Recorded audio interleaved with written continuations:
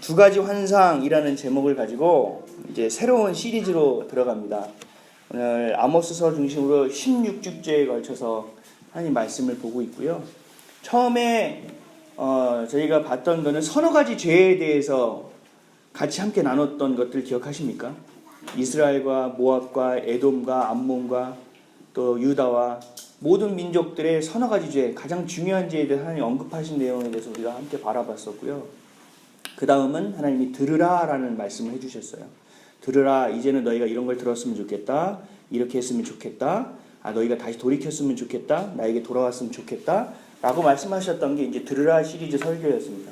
그 다음에 저희가 지난주까지 살펴봤던 설교는 이제 화 있을진저 시리즈입니다. 너희가 내가 이렇게까지 하는데도 불구하고 너희가 그렇게 하지 못하겠느냐? 나에게 돌아올 수 없겠느냐? 이제 너희에게 내가 이렇게 징계할 것이다.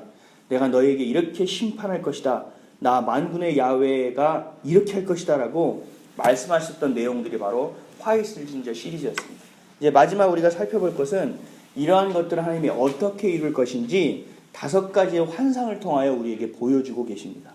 그래서 오늘은 5가지 중에서 첫 번째 두 번째 환상까지 함께 나눠보는 시간을 갖도록 하겠습니다. 우리나라 사람들만의 특징이 있어요. 제가 다른 나라는 잘 모르겠고요. 다른 나라는 뭐 많이 가보질 않아서 그들의 성향이나 이런 것들 잘 모르는데 우리나라 사람들의 특징과 성향은 잘 알겠습니다. 교육열이 일단은 굉장히 뛰어납니다. 그렇죠? 뭣도 모르고 가르치려고 합니다. 그래서 교육열이 굉장히 뛰어나고, 그래서 오바마도 이 교육열을 본받으라 뭐 이렇게 얘기를 했다면서요. 그 교육열이 뛰어납니다. 그리고 또 빨리빨리의 성향이 있어요. 뭐든지 좀 빨리빨리.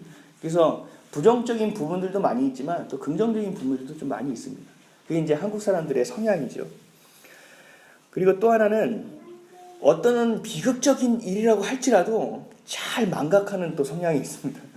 어떤 큰 사건과 사고가 있었을 때 뭐 음식에 뭐가 섞였다, 뭐 안 좋은 음식이다 할 때도 2개월, 3개월 넘기면 다시 평안한 일상으로 돌아가는, 아주 좋게 말하면 좋은데 나쁘게 말하면 또 나쁜, 또 그런 또 성향도 가지고 있습니다.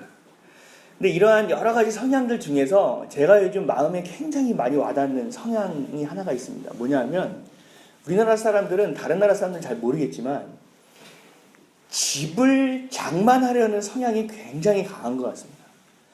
그 외국에 사는 사람들이 이렇게 얘기해 보면 우리나라에 전세가 굉장히 많았을 때 전세 개념이 없더라고요.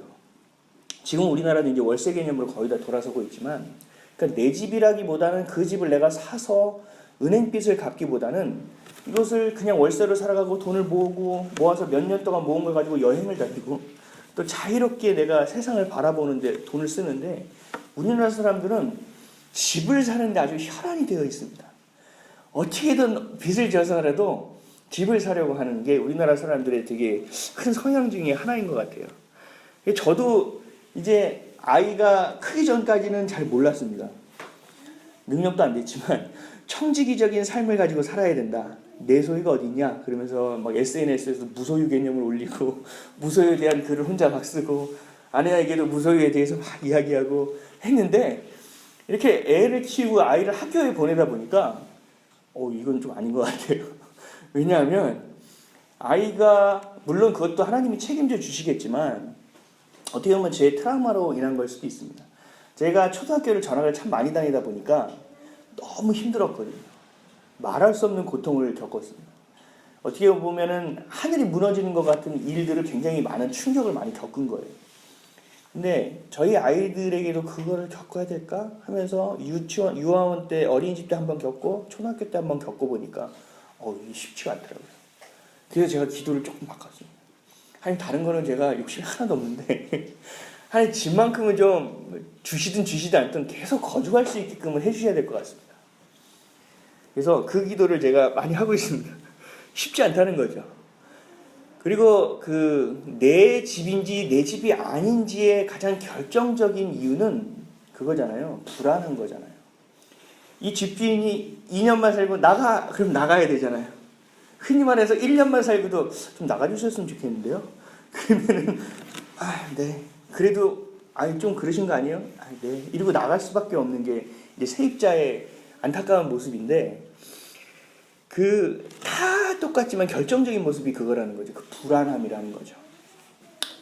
이사 와서 2년 동안 다 살고 삶의 프레임을 가지고 좋은 마트도 발견하고 어떤 길도 좋은 거, 또 여름에 어디 가면 좋고 겨울엔 어디 가면 좋고 이런 것들이 2년 동안 또 친구도 사귀고 다 만들어졌는데 이제 그것들이 다시 뒤집어져야 되는 상황이 오니까 힘든 거죠.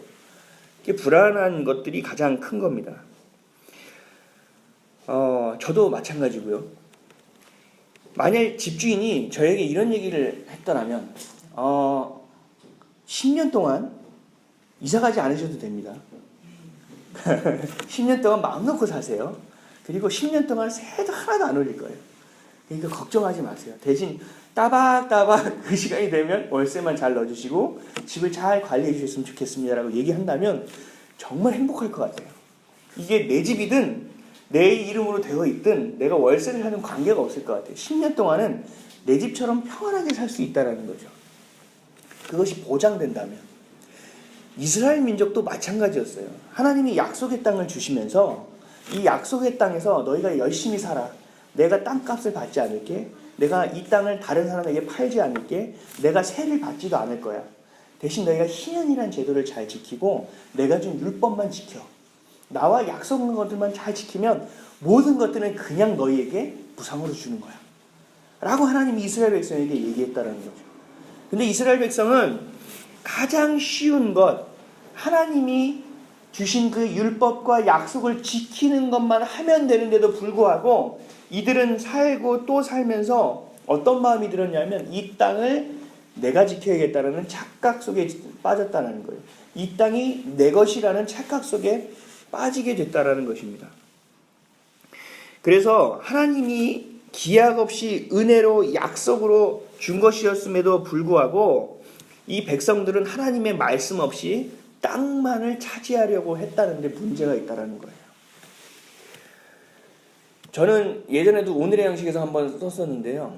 2년마다 이렇게 이사를 다녔더라고요. 제가 이제 11년 차인데 5번 결혼하고 이사를 했는데 이사를 하면서 유익이 있어요. 계속 깨어있게 됩니다. 계속. 이게 어디로 이사를 해야 될지. 또 이사 비용이 있어서 매달 5만 원이고 3만 원씩이고 꼬박꼬박 적금을 부어야 이게 2년 됐을 때 이사 비용을 맞추더라고요. 그래서 뭐 하나 꼭 물 하나 사 먹고 싶은 것도 꾹 참고 뭐 하나 꾹 참고 그걸 모아가는 거예요. 아내에게 그것까지 요구하기는 그 마음이 제가 내키지가 않더라고요. 그래서 어떻게든 그렇게 해서 해봤더니 이것이 내 것이 아니라는 것을 분명하게 알게 되는 거예요. 매달 매순간 알게 되는 거예요. 하나님이 주신 거지. 이것은 은혜인 거지. 그래, 세상에 내 것은 없는 거지. 그래, 매일매일 하나님께 내가 맡기지 않으면 살아갈 수 없는 거지라는 유익이 또 있더라고요. 그래서 그 유익으로 계속적으로 살아왔었습니다. 근데 문제는 이스라엘 백성들은 그런 유익이 아니라 하나님이 그냥 주시니까 만만디한 거예요. 그래서 말씀 없이 하나님의 땅만을 누리려고 한 것, 대가 없이 그 가치만을 가지려고 했던 것이 가장 큰 문제였습니다. 그래서 이스라엘 백성들은 말씀이 없는 것 같이 말씀을 무시하면서 애써 외면하면서 살았다라는 거예요. 형식적인 것만 겨우 갖추면서. 그리고 말씀을 기득권을 가진 사람들이 왜곡하면서 살았어요. 이 법은 나에게 유리하게 해석하고 또 저 법도 또 나에게 유리하게 해석하고 그래서 없는 사람들의 등권을 계속 빼먹는 하나님이 주신 율법이 이제는 백성들의 피고름을 빼먹는 독초가 되어버렸다는 거예요. 하나님이 주신 정의와 공의가 물처럼 흐르는 것이 아니라 그 물길이 막혀버린 것뿐만 아니라 그것이 말라버리는 상황이 왔다는 것입니다. 그래서 하나님은 공의를 물같이 정의를 하수같이 흘러가라고 하는 아모스 5장의 말씀 마지막에 경고까지 주셨는데도 불구하고 이를 무시해버렸다는 거죠. 하나님은 율법은 있으나 자기네 마음대로 해석하고 살아가는 이들에게 하나님이 마지막으로 보여주시는 게 바로 5가지 환상입니다. 그래서 오늘은 2가지 경고를 통해서 하나님이 주신 계획이 무엇인지, 하나님이 원하시는 것이 무엇인지, 땅의 주인인, 집의 주인인 하나님이 원하고 계신 것이 무엇인지에 대해서 우리가 좀 보고 또 나 자신을 돌아보고 회개하고 돌이키는 그런 시간이 되고자 합니다. 그 첫 번째가 바로 메뚜기 재앙입니다. 1절 오늘 본문 1절 말씀입니다. 다 같이 한번 읽어보겠습니다. 1절입니다. 시작. 주 여호와께서 내게 보이신 것이 이러하니 왕이 풀을 벤 후 풀이 다시 움돋기 시작할 때 주께서 메뚜기를 지으시매. 아멘. 그 당시에 풀이라고 해서 아무나 베가지고 그냥 다 쓸 수 있던 게 아니에요. 그 처음 돋는 풀은요 왕의 몫이었습니다. 그래서 내 양에게 내 소에게 풀을 먹이기 위해서는 처음에 난 풀을 다 베서 왕에게 바쳐야 돼요. 왕에게 바치고 나서 그 다음에 돋아나는 것을 내가 사용할 수 있다는 거예요. 그냥 풀이라고 해서 다 내 것이 아니었다라는 거죠. 그래서 왕권이라는 게 이 당시에는 대단했다라는 겁니다. 근데 1절에서 보면은 왕이 풀을 벤 후 풀이 다시 움돋기 시작할 때 이제 왕에게 다 바쳤어요. 그래서 이제 내가 쓰려고 하는데 그때 하나님이 메뚜기를 보낸다고 하십니다. 이제 다 할 거 치르고 내 거를 이제 시작하려고 하니까 하나님이 그것들을 다 접게 만들어 버리신다는 거거든요. 하나님 모조리 먹어 치워버리게 한다는 거예요. 우리 개 아시죠? 개 혹시 들고 계십니까? 개? 그 뉴스 보면 가끔 나오죠. 개를 가지고 개주가 돈을 다 가지고 홀랑 튀었다, 막 도망갔다 이런 내용 들어보셨죠? 근데 그거 참 웃긴 게 정말 열심히 부어서 이 사람이 혜택받고 열심히 부어서 이 사람이 혜택받고 이게 내 차례가 다음 달이면 내 차례가 들어와서 이걸 가지고 우리 가족이 여행을 갈까? 우리 집을 리모델링을 할까? 막 이런 큰 길을 들어서 막 마음이 콕닥콕닥하고 계획을 여러 가지를 세우고 있는데 갑자기 내가 받아야 될 때가 된 바로 전달에 개주가 가지고 도망가 버리는 거예요. 지금 그 모습이 이 모습이에요. 1절의 모습이에요. 풀을 해서 왕에게 다 바치고 할 거 다 하고 이제 내 삶을 좀 볼까 했더니 그냥 깨져버리는 거예요. 아무것도 없게 만들어 버리신다는 거예요. 하나님은 일의 모든 성취가 너에게 있는 것이 아니라 나에게 있다는 것을 얘기하고 계시는 겁니다. 인간이 세운 계획을 철저하게 무력하게 만들어 버리겠다라고 말씀하시는 것, 그렇게 할 수 있는 사람이 한 분이 바로 나라는 것을 말씀하시는 게 바로 이 메뚜기 재앙입니다. 하나님은 우리의 모든 것을 알고 계시다는 겁니다. 시편 139편 1절에서 4절까지의 말씀에 이런 말씀이 있습니다. 주께서 나를 살펴보셨으므로 나를 아시나이다. 주께서 내가 앉고 일어섬을 아시고 멀리서도 나의 생각을 밝히 아시오며 나의 모든 길과 내가 눕는 것을 살펴보셨으므로 나의 모든 행위를 익히 아시오니 여호와여 내 혀의 말을 알지 못하는 것이 하나도 없으시니이다. 아멘. 우리가 눕고 일어서는 것조차 하나님께 달려있다라는 겁니다. 내가 눈을 감고 자고 아침에 일어나는 것이 굉장히 쉬워 보이지만 그것도 하나님이 도와주시지 않으면 어려운 일이라고 말씀하시는 거예요. 하나님께서 축복하지 않으시면 아무리 내가 전략을 짜고 전문가의 조언을 받고 계획을 짜고 열심히 노력한다 하더라도 그것을 무력화시켜버릴 수 있다는 것을 하나님이 강하게 말씀하고 계시는 거예요. 네가 아무리 계획을 세워봐야 나에게 기도하지 않고 너가 나에게 얘기하지 않고 나와 함께 동행하지 않는다면 내가 그것을 인정할 수 없다라고 하나님이 말씀하고 계시는 것입니다. 왜 그렇습니까? 우리 인생의 모든 것은 하나님께 달려있기 때문에 그렇습니다. 메뚜기의 환상을 통해서 이스라엘 백성에게 또 지금 우리에게 말씀하고 계시는 것은 이거예요. 쉽게 얘기해서 너는 왜 나에게 묻지 않냐? 너 이런 결정을 내렸지? 이런 결정을 내린 근거가 도대체 어디 있냐? 너 지금 이 일을 하는데 왜 나한테 얘기는 하지 않고 엉뚱한 곳에 눈치를 보고 있냐? 너 도대체 어떻게 된 거야? 야, 좀 나 좀 봐. 야, 뭐하고 있니 너? 라고 하나님 얘기하고 계시는 거예요. 딱 묶어버리시는 거예요. 그래? 네가 이렇게 생각하겠대? 스톱.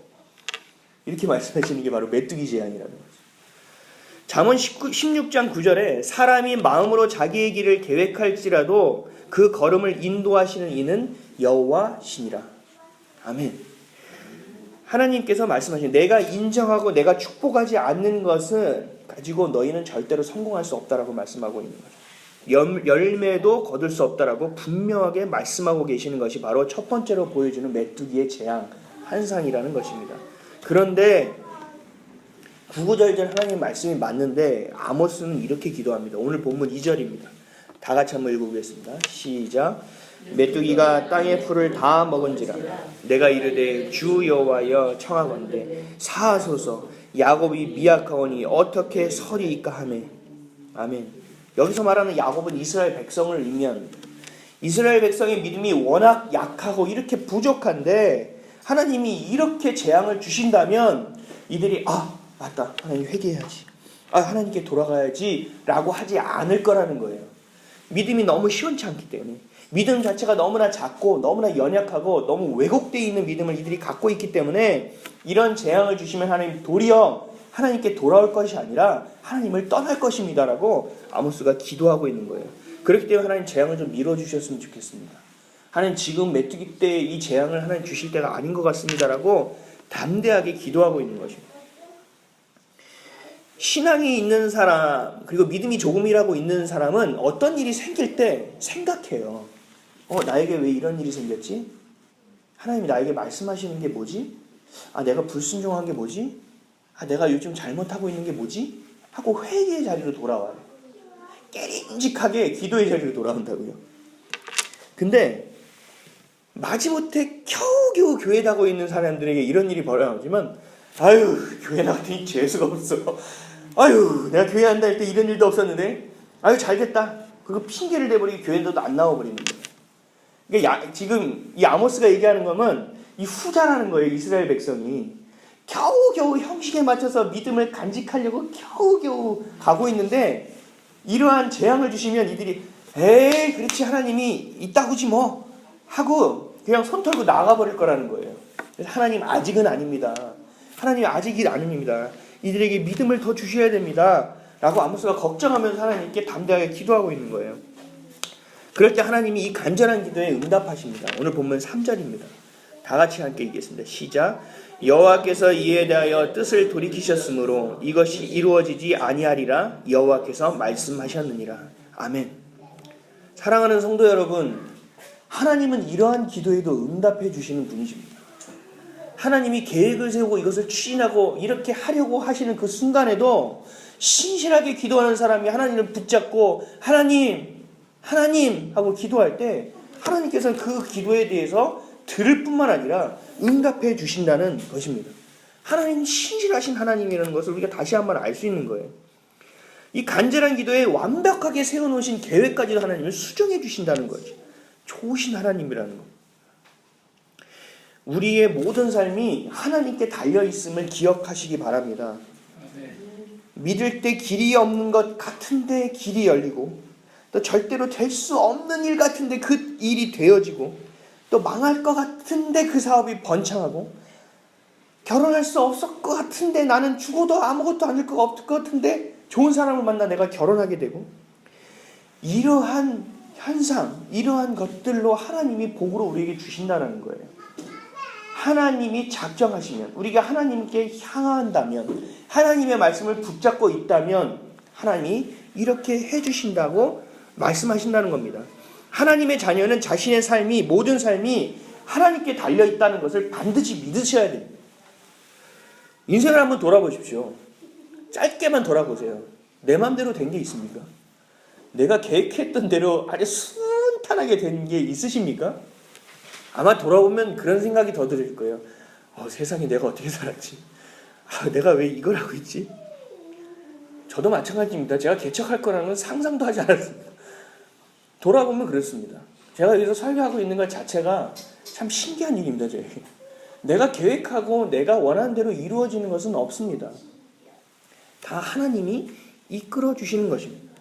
하나님께 믿고 내어 맡김으로 축복의 열매를 취하시는 저와 여러분 되시기를 예수 그리스도의 이름으로 간절히 축원드립니다. 두 번째 주신 재앙은 불재앙의 환상이었어요. 오늘 본문 4절 말씀 다 같이 한번 읽어볼게요. 시작. 주 여호와께서 또 내게 보이신 것이 이러하니라. 주 여호와께서 명령하여 불러 징벌하게 하시니 불이 큰 바다를 삼키고 육지까지 먹으려 하는지라. 아멘. 불은요, 육지에서 생기는 것이 맞습니다. 그렇죠? 바다에서부터 불이 생기는 거 보신 적 있습니까? 근데 이 본문은 거꾸로 얘기하고 있어요. 불이 바다에서 생겨서 바다를 다 삼키고 이제는 육지까지도 태우려고 한다고 기록되어 있습니다. 그러니까 뭘 의미하냐면요, 메뚜기 재앙은요 풀만 하나님이 걷어가시는 거예요. 우리의 계획만 무력하게 만들어서 하나님을 보게끔 만드시는 거예요. 근데 불의 재앙은 다르다는 겁니다. 그 땅까지도 삼켜버린다는 거예요. 그 기반을 그냥 다 쓸어버린다는 거예요. 그래서 여기서 말하고 있는 육지는 이스라엘을 가리킨다는 겁니다. 하나님이 불을 내서 그 육지였던 이스라엘을 다 삼켜버리겠다고 말씀하시는 거예요. 이 이스라엘이라는 곳은요, 영적으로 볼 때 그냥 섬에 불과합니다. 동서남북이 전부 다 대적으로 쌓여져 있어요. 진짜 그냥 평안하게 산 기간이 거의 없을 정도예요. 그래서 우리나라랑 많이 비교를 합니다. 우리나라도 열강 사이에 끼어서 평안했던 적이 별로 없잖아요. 전쟁을 수없이 겪었잖아요. 그래서 저희 어머니가 캐나다 갔다가 오셔서 저에게 하신 말씀이 있어요. 야, 한국 사람들은 정말 대단하다. 한국이라는 나라는 얼마나 대단한지 모른다. 사람들이 얼마나 부지런하고 살려고 노력하고 힘쓰고 일찍 일어나서 새벽 예배 다니고 또 금요일날은 밤에 가서 기도하고 대단하지 않냐? 캐나다는 그런 게 없다고 얘기하시더라고요. 네? 아니, 캐나다는 부자 나라에서 뭐 그렇게 그냥 평안하게 행복하게 가정이 이렇게 살아가는 거 아니에요? 그래서 그 가운데서 믿음이 있는 사람들이 있을 거 아니에요? 아니다. 믿음이 있는 사람이건 없는 사람이건 전쟁을 경험해보지 않았기 때문에 이 사람들은 뭔가 급박한 게 없어. 절박한 게 별로 없어. 라고 얘기하더라고요. 그러면서 캐나다에서 마약하는 사람이 그렇게 많아지고 있다. 상상을 초월한다고 얘기하더라고요. 정말 심각한 내용이죠. 이스라엘도 영적으로 볼 때는 이런 섬이었어요. 매번 다 엉키고 뭐 뒤어싸여서 어디로 나갈 수가 없어요. 이집트가 애굽이 힘이 나면은 그 다시 대륙으로 올라가려고 또 이스라엘을 건너가지고 바벨론으로 치고 나가고, 아스르나 바벨론이 힘이 있을 때는 애굽을 점령하기 위해서 또 다시 이스라엘 땅을 밟고 내려와야 되고, 일본이 중국 땅을 밟기 위해서 계속 우리를 밟은 것과 똑같은 이치거든요. 근데 그런 땅을 하나님이 지켜주시기 위해서 하나님은 어떤 일을 하셨냐면 해자를 만들어 주셨어요. 해자가 뭔지 아세요? 우리 그 아더왕 이런 거 보면, 사자왕 보면 그 성이 보이면 성 주변에 이렇게 파가지고 물이 많은 것을 볼 수 있어요. 그렇죠? 그래서 다리를 내리고, 그래서 막 급박하게 될 땐 다리를 건너서 다리를 올려라 막 그러잖아요. 그러면 올리면은 그 해자가 있기 때문에 다시 그 땅을, 그 성을 범하기가 쉽지가 않아요. 그래서 해자라는 것을 만들어 놓는다는 거죠. 하나님은요, 우리에게 이스라엘 지켜주시기 위해서 그 영적인 섬을 지켜주셔서 영적인 해자를 만들어 주셨어요. 늘 눈에 보이지 않는 경계선을 만들어 주시고 보호막을 만들어 주셨어요. 우리 믿는 사람에게도 마찬가지라는 겁니다. 하나님 보호막을 주셨다는 거예요. 근데 이 불의 재앙이라는 것은 그 보호막을 이제 깨버리시겠다고 말씀하시는 거거든요. 그 물을 건너서, 이게 육지, 해자를 건너서 너희의 성을 내가 삼켜버리겠다고 말씀하고 계시는 것입니다. 우리가 보기에 그럴 때가 있어요. 믿음을 잃어버릴 때가 뭐냐 하면 고난과 어려움이 다가올 때인데, 아니 하나님을 믿지 않고 교회를 다니지 않는 저 순이 엄마에게도 재앙이 저렇게 어려움이 오는데 하나님을 믿고 예수님을 믿는 나에게도 똑같이 오잖아. 이게 뭐야 도대체? 믿지 않는 사람이나 믿는 사람이나 똑같은 재앙이 다가오는 것을 보고 시험에 든다라는 거예요. 아니 저 하나님을 믿지 않는 사람도 아픈데 왜 나도 아파? 아니 하나님 믿지 않는 사람도 입시에 붙는데 왜 나는 떨어져? 자꾸 비교하게 되는 거죠. 남들이 어려움을 겪을 때 나도 똑같이 겪는 것처럼 보여진다는 거죠. 아니 나도 하나님 믿는 사람인데 왜 입시와 어려움과 시험은 다 똑같이 겪어야 돼? 아니 도대체 이런 일이 왜 나는 겪게 되는 거지? 라고 생각하죠. 근데 진짜 그러나 실상은 그렇지 않다라는 거예요. 하나님은 늘 우리를 해자와 같은 보호막으로 지켜주고 계시다는 겁니다. 이스라엘 민족이 광야 가운데 하나님의 밤에 불기둥으로 지켜주셨던 것처럼 우리를 늘 눈동자처럼 지켜주고 계시다는 사실을 우리가 기억해야 합니다.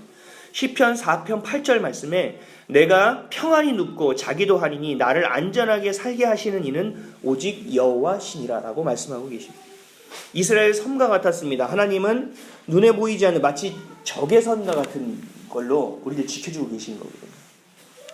우리를 경계에 쳐주고 계시는 거예요. 그래서 웬만한 어려움이나 시험과 어려움, 그 난관은 하나님이 우리를 프리패스 시켜주는데 우리가 그걸 느끼지 못할 뿐입니다. 그러다가 하나님이 깨달아야 되는 순간, 돌이켜야 되는 순간에 그것들을 한 번씩 노출시켜 주시는 거거든요.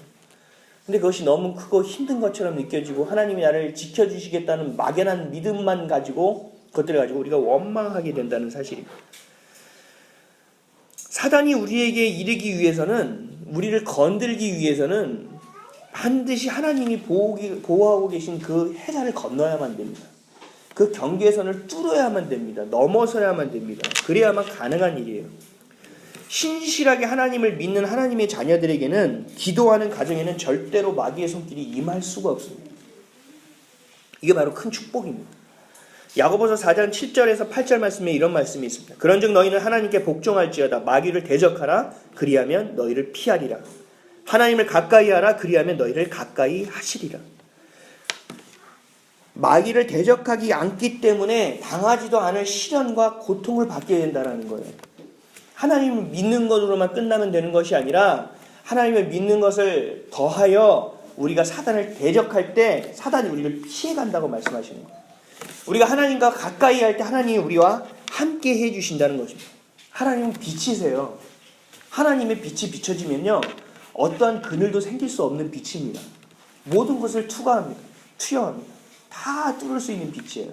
하나님이 임하시면 어떠한 어둠도 있을 수가 없어요. 어떠한 것도 있을 수가 없어요. 하나님이 우리와 함께 하시는데 어둠인 사단이 우리 가운데 어떻게 있을 수 있겠습니까? 우리가 틈을 주기 때문에 들어오는 거죠. 우리가 그 경계선을 기도하러 지키지 못하기 때문에 그러한 일들이 생긴다는 사실입니다.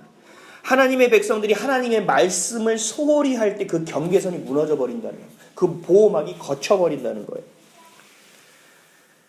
우리가 깊은 믿음을 갖고 있지는 않더라도 우리가 교회에 머무를 때 하나님의 자녀의 신분을 가지고 있을 때는 이러한 보호막과 경계선 안에서 우리가 평안함을 누릴 수 있게 된다는 것입니다.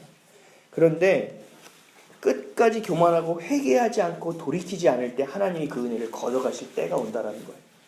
이 사울 왕 기억하십니까? 용모도 준수하고 멋져가지고 초대 왕으로 올라갔던 사울, 열심히 하나님을 믿었어요. 하나님이 주시는 길대로 행했어요. 충만하게 믿음을 가지고 갔어요. 그러다가 믿음이 서서히 약해지기 시작합니다. 하나님의 은혜가 아닌 내 힘으로 자꾸 쓰려고 노력합니다. 그러다가 사단은 생각을 잃어버려요. 영성을 잃어버려요. 그러면서 교만하게 됩니다. 그래서 하나님을 떠나서 점쟁이에게 찾아가기 시작하죠. 어떻게든 해보려고. 그리고 하나님의 종이 오기도 전에 자기가 제사를 예배를 드려버립니다. 급한 거죠. 하나님의 시간, 하나님의 때보다 내 때가 먼저 앞서간다는 거예요. 교만하다는 거거든요. 그럴 때 하나님이 어떠한 현상이 벌어지냐면 사울은 분별력을 잃기 시작합니다. 사울은 생각을 잃기 시작해요. 정신 나간 사람처럼 굴기 시작해요. 그때가 바로 하나님의 보호막이 떠나갈 때입니다. 하나님이 끝까지 참고 그 경계와 보호막을 지켜주시다가 결국은 이 사람이 현실을 부정하고 이성을 잃어버리고 분별력을 잃어버리고 욕심과 교만에 가득 차고 거짓 선지자로서 거짓 왕으로 시작될 때 하나님의 보호막이 해제돼 버리는 겁니다. 그것이 바로 사울 왕이었어요. 사로잡히는 순간이 보호막이 거치는 순간입니다. 사탄에게 노출되는 순간이에요. 가장 안전한 곳은 해자가 있는 섬이라는 거죠. 하나님의 전이라는 거죠. 하나님의 곁이라는 거죠. 그게 바로 순종의 자리라는 거죠. 순종이 뭐냐면 하나님의 말씀대로 살아가는 것. 하나님의 말씀대로 살아가기 위해서 하나님의 말씀을 붙드는 삶. 하나님의 말씀을 붙든다는 것은 하나님과 동행한다는 삶. 하나님과 늘 함께하는 삶이기 때문에 그 보호막과 보호하심이 그 경계선이 뚜렷하게 있기 때문에 사단이 우리를 범하지 못한다는 것입니다. 저희가 매일 가정예배 드릴 때마다 기도하는 제목들입니다. 우리 아이비처치 성도들 다 기도하면서 그 집안에 6월절에 어린 양의 피를 발라주셔서 하나님의 재앙이 그냥 비껴갔던 것처럼 하나님 지켜주십시오. 견고하게 해주십시오. 붙들어 주십시오라는 기도를 하루도 빼놓지 않고 합니다. 그렇게 대적할 때 사단은 떠나가게 되어 있는 거예요. 우리 피하게 되어 있는 거예요. 어떻게 해코지할 수 없게 되는 거예요. 그래서 늘 기도하실 때 감사기도와 회개기도와 더하여서 대적기도를 빼놓으시면 안 됩니다. 사단아 듣고 있냐? 떠나갈지어다. 예수 그리스도의 이름으로 명하노니 떠나갈지어다. 내 생각과 내 마음에서 장난치지 못하도록 우리가 경계를 쳐버리는 겁니다. 해자를 만들어 놓는 것입니다. 그게 바로 순종의 자리라는 겁니다. 하나님의 말씀에 순종하는 자리에 있을 때, 하나님의 보호막 안에 있을 때, 하나님이 주신 그늘 안에 있을 때 그 재앙도 우리를 피하게 될 수 있다는 것입니다. 근데 이러한 불재앙을 내리신다고 할 때 아모스는 철회해 주실 것을 또 기도했습니다. 오늘 본문 5절입니다. 다 같이 읽겠습니다. 시작. 이에 내가 이르되 주 여호와여 청하건대 그치소서 야곱이 미약하오니 어떻게 서리이까 하며, 아모스는 이스라엘 백성이 하나님이 주신 은혜를 잃어버리고 사탄의 손에 넘어가는 것을 보고 안타까우면서 다시 기도한 거예요. 마치 아브라함처럼 소돔과 고모라를 멸망시킨다고 할 때 하나님 안 됩니다, 하나님 안 됩니다라고 자기의 목숨을 놓고 기도했던 것처럼 기도한 거예요. 왜냐하면 믿음이 너무나 미약하고 왜곡되어 있는 사람들이기 때문에 사탄의 손에 넘어간다면 무방비로 끝날 거기 때문에, 이들에게 보호막이 그냥 거쳐버리기 것이기 때문에 다시 기도한 것입니다. 하나님의 존재마저 잃어버릴까봐 두려웠기 때문에 아모스가 기도한 겁니다. 이 기도를 또 들어주셨습니다. 오늘 본문 6절입니다. 다 같이 읽겠습니다. 시작. 주 여호와께서 이에 대하여 뜻을 돌이켜 주 여호와께서 이르시되 이것도 이르지 아니하리라 하시니라. 아멘. 꼭 보면은요, 하나님이 아무 생각 없이 그냥 계획을 세우셨다가 철회하고 또 계획을 세우셨다가 철회한 것처럼 보여져요. 그러면 우리는 생각하죠. 하나님 겁주네. 뭐 위협하는 거야 뭐야. 이건 너무한 거 아니야? 라고 생각할 수도 있어요. 그런데 그게 아니거든요. 여기에 전체적인 뉘앙스를 볼 때 하나님은 지금 아모스와 대화하고 계시는 거예요. 하나님은 지금 아모스와 의논하고 계시는 거예요. 하나님의 종으로 세운 자와 하나님이 어떻게 내가 이끌어갈 것이라는 것을 아모스에게 보여주고 말을 하고 아모스의 대답을 기다리고 계시는 거예요. 하나님은 의논하고 계시는 겁니다. 아모스야, 내 생각은 이렇다. 너 보지 않았냐? 이들의 행실을 보지 않았냐? 너 뚜렷이 봤잖아. 야, 내가 어떻게 하면 좋겠니? 메뚜기 재앙을 내야 되지 않겠니? 야, 내가 불로 이것들을 한번 저어야 되지 않겠니? 너는 어떻게 생각하냐? 내가 도저히 참기가 어려운데 대화를 하고 계신 거예요. 하나님은 일방통행을 싫어하세요. 우리와 늘 논의하기를 원하세요. 문제는 우리가 기도하고 하나님이 대답하려는 순간 그 자리를 박차고 나간다는 게 문제입니다. 너무 급해서 분주하고 저걸 해야 되고 이걸 해야 되고 하기 때문에 마음이 너무 분주하니까 듣는 기도를 하셔야 됩니다. 하나님한테 말씀드리고 내가 또 듣기를 위해서 기다리고, 그 기다릴 때 무엇을 하셔야 되냐면 하고 산을 바라보는 게 아니라 하나님의 말씀을 자꾸 들춰봐야 돼요. 하나님 말씀을 통해서 주시거든요. 하나님은 아모스에게 하나님 없이 살고 있는 사람들에게 계획을 무력화시키는 것, 그리고 또 평안을 빼앗아 그들의 마음까지도 불태워버릴 계획을 세워놓았다고 말씀하고 계신 것입니다.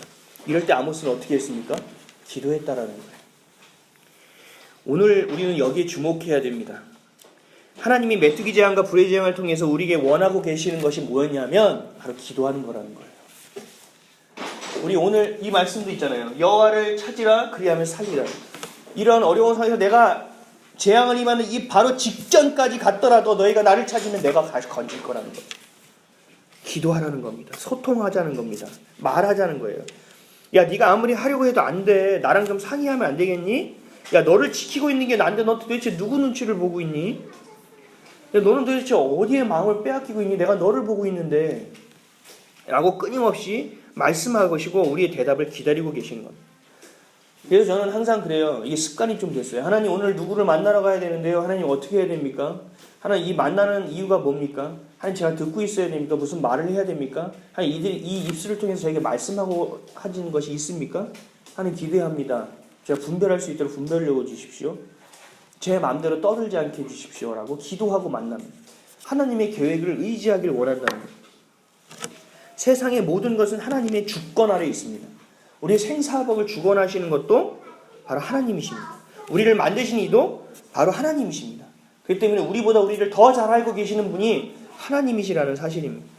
이번 한 주간에 우리 마음대로 준비하고 우리 마음대로 계획하고 우리 마음대로 행했던 것들을 반성하고 회개하고 돌이켜서 늘 깨어 기도하며 하나님께 소통하시는 저와 여러분 되시기를 주님의 이름으로 축원드립니다.